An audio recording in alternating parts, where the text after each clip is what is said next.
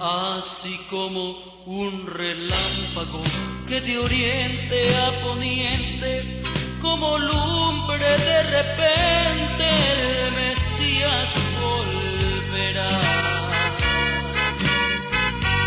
Con sonido de trompeta. Lucas capítulo 12, versículo 35 em diante. Diz assim: estejam cingidos os vossos lombos, e acesas vossas candeias, bendito seja o nome do Senhor. E sede vós semelhante aos homens que esperam o seu Senhor, quando houver de voltar das bodas, para que quando vier e bater, logo possam abrir-lhe. Bem-aventurado aqueles servos, os quais, quando o Senhor vier, achar vigiando. Em verdade vos digo que se cingirá e os fará sentar à mesa, e chegando-se os servirá. E se vier na segunda vigília, e se vier na terceira vigília, e os achar assim, bem-aventurados são os tais servos, aleluia. Sabei, porém, isto, que se o pai de família soubesse a que hora havia de vir o ladrão, vigiaria, e não deixaria minar sua casa. Portanto, estáis vós também apercebidos, porque virá o Filho do Homem a hora que não imagineis. E disse-lhes Pedro: Senhor, dizes essa parábola a nós ou também a todos?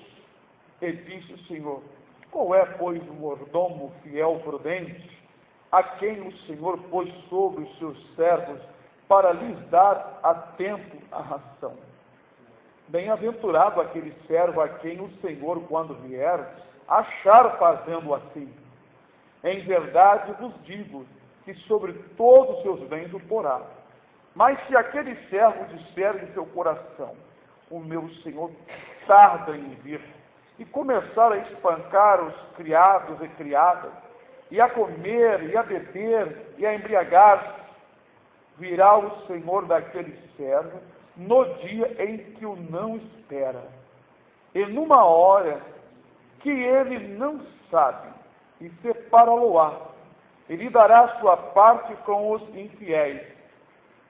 E o servo que soube a vontade do seu Senhor, e não se aprontou, nem fez conforme a sua vontade, será castigado com muitos açoites.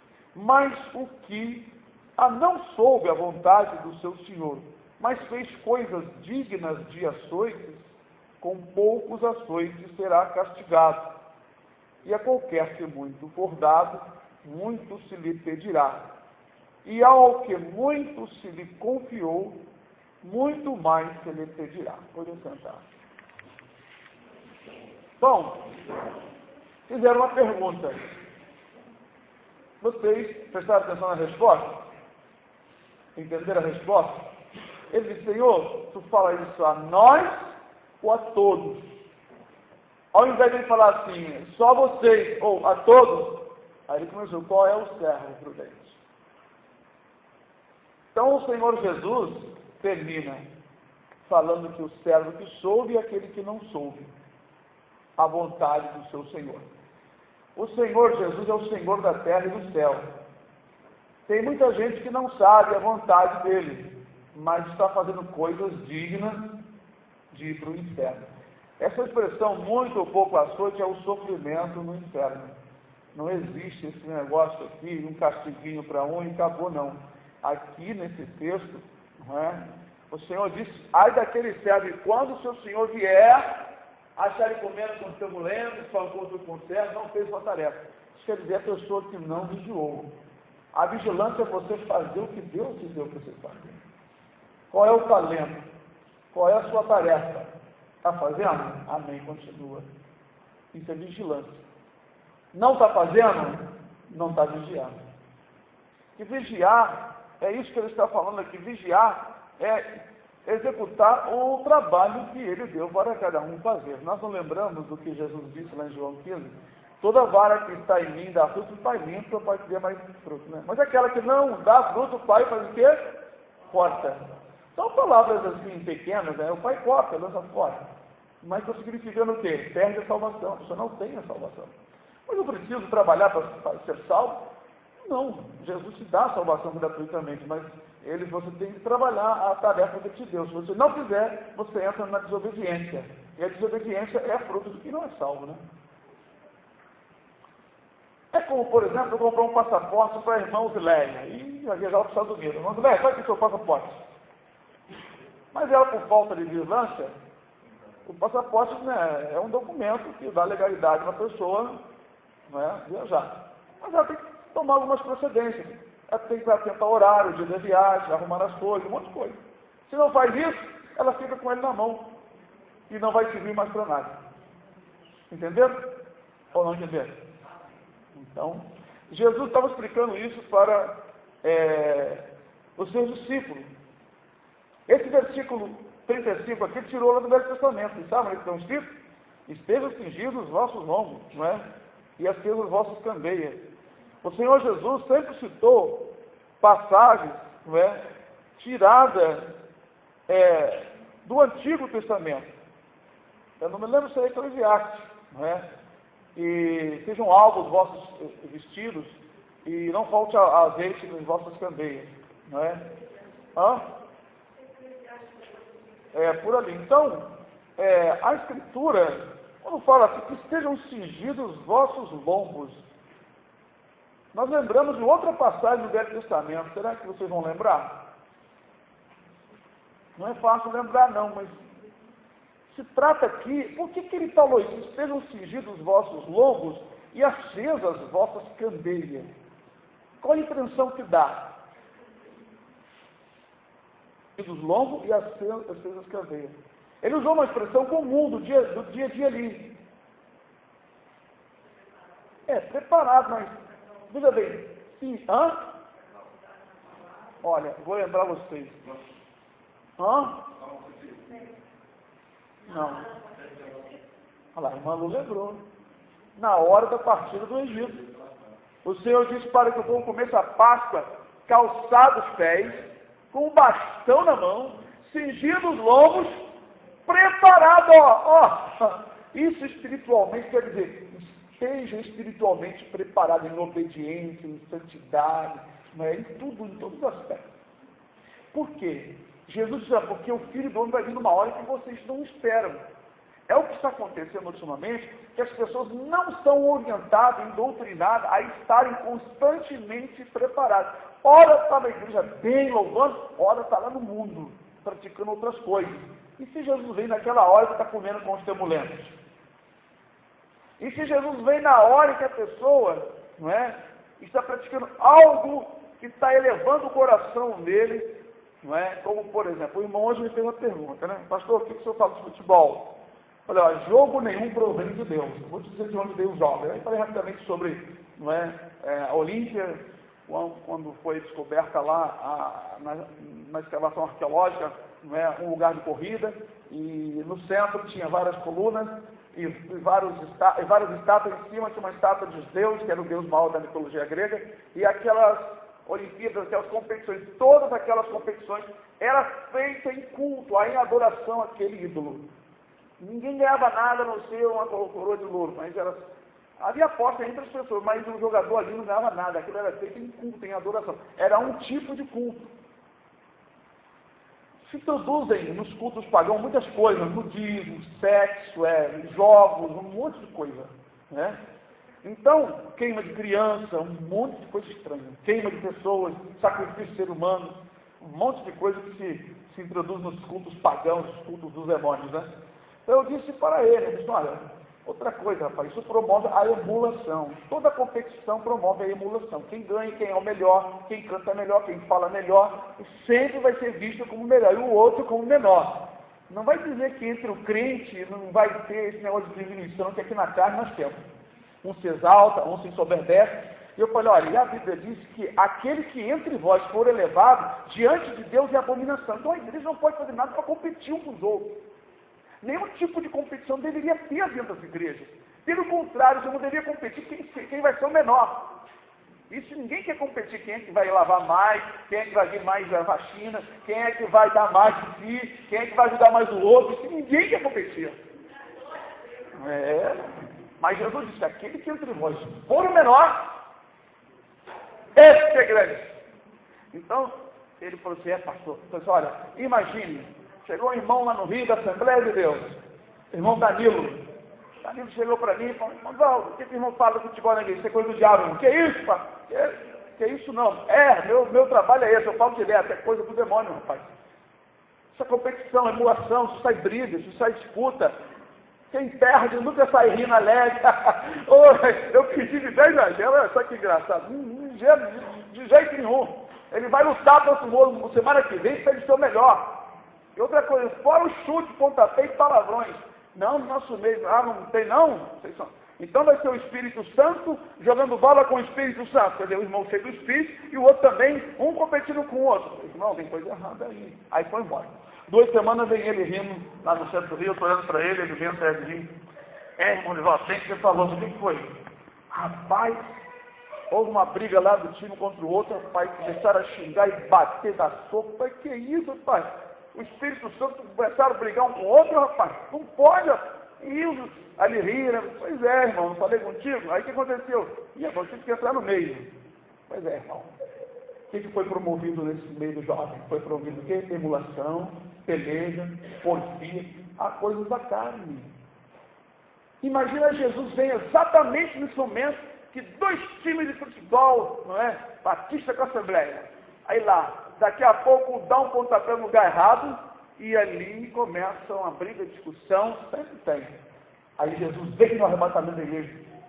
Cada time de futebol, tudo roupa do Flamengo, roupa não sei de quê, e tudo vai subir para o céu. Mas não vai mesmo. Não vai mesmo. Na hora que Jesus vier, os crentes estiverem tudo na praia de biquíni, de sunguinha, de calção, de cueca, pelado, tomando banho, vão ficar tudo na grande tribulação. Não vai. Lá é muito santo, o céu é muito santo, é um lugar maravilhoso, lá não tem briga, lá não tem mais trabalho, não tem enfado, canseira, sono, dor, lá é um gozo eterno que não tem fim. Não pode entrar nada que contamine. Todo o costume do mundo vai ter que ficar aqui. E o crente não se preparou, infelizmente. Então Jesus coloca assim, quem sabe e se perde, por exemplo, o servo que soube, mas infelizmente foi encontrado em falta, ele será punido no inferno com mais dureza do que aqueles que não soubem. Nós sabemos que Jesus citou isso em outra parábola, ou outra passagem, quando ele disse assim, ai de ti, Betsaida, Cafarnaum, Corazim, cidade judaica, se em Tiro e em Sidom fossem feitos sinais, que em ti se fizeram, há muito eles seriam convertidos. No dia do juízo haverá menos rigor para Sodoma e Gomorra do que para vós. Mas por quê? Sodoma e Gomorra foi uma cidade depravada. A ociosidade e a abundância de pão, mais a perversidade sexual, aquilo chegou ao céu, Deus destruiu. Mas o pecado dos judeus que moravam em Betsaida, Corazim, esses lugares, era o maior porque eles conheciam a palavra. A eles era exigido o amor a Deus, ao próximo, a verdadeira adoração, porque eles sabiam adorar o Senhor, mas não faziam. O lado de fora não sabe, mas praticam coisas que vai condená-los. Então Jesus falou sobre a vigilância da pessoa, quando o Senhor Jesus chegar, ele está dando um alimento para os irmãos, está indo ali, está indo aqui, está orando, está na atividade, não é? Quando Jesus vier, quem sabe, ele vai estar na igreja pregando, ou de joelho orando, ou cantando ao Senhor, ou lá no seu trabalho, pensando nas coisas de Deus, está numa atividade contínua. No altar dele, não falta lenha, o fogo está queimando. Não tem um hino que os jovens cantam, né? Aqui é no altar, não sei. Tem que ter fogo no altar. Tem que ter fogo. Mas para ter fogo tem que ter lenha.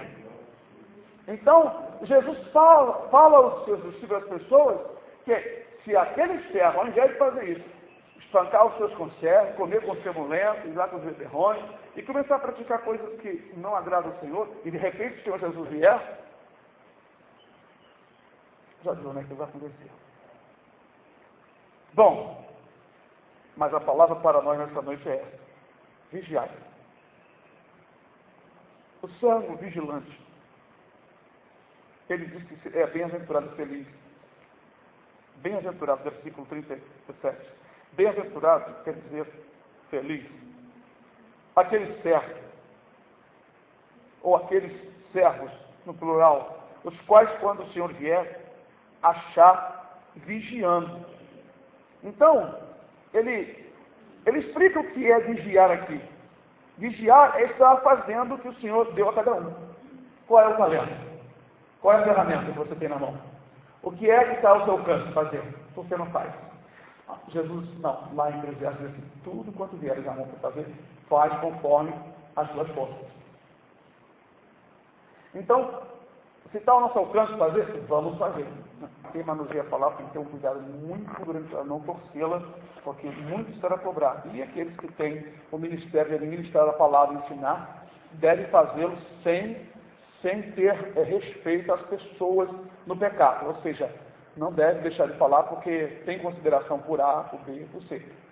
Então, sabe, irmãos, é o meu trabalho, instruir, ensinar. Não sou ganhador de alma, mas sou instrutor. É o que Deus me deu.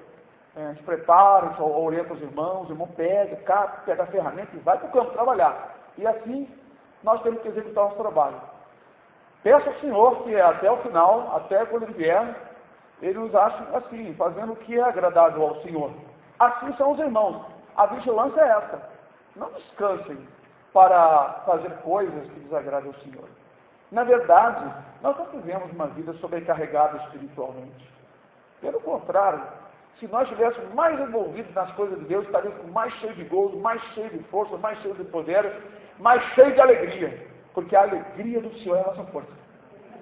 E nós nos fortalecemos muito quando buscamos, quando temos alguém para falar, pregar, quando o Senhor nos visita na oração, quando as nossas orações começam a nos mover, e nossos olhos se enchem de lágrima, e quando a gente sente o poder de Deus perto da gente, é uma coisa maravilhosa, isso revigora o nosso espírito.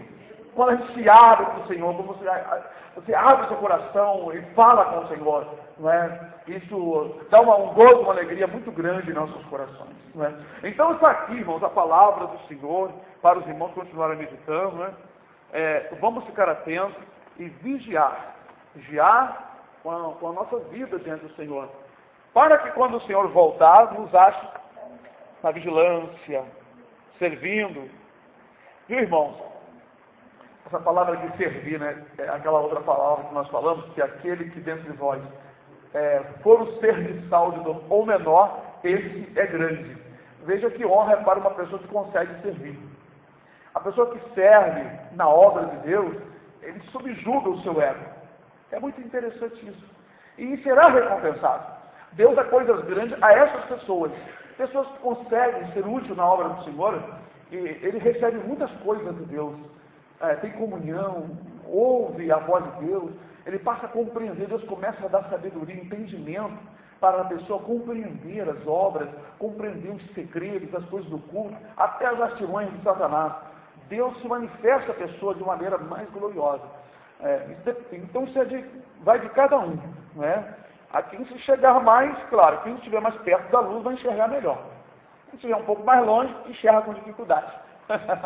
Claro, se a luz está lá adiante, a 1 quilômetro de distância, eu estou aqui, eu estou no escuro, não dá para ela me iluminar porque está muito longe, mas conforme eu vou me aproximando, eu vou ficando mais iluminado e vou enxergando melhor.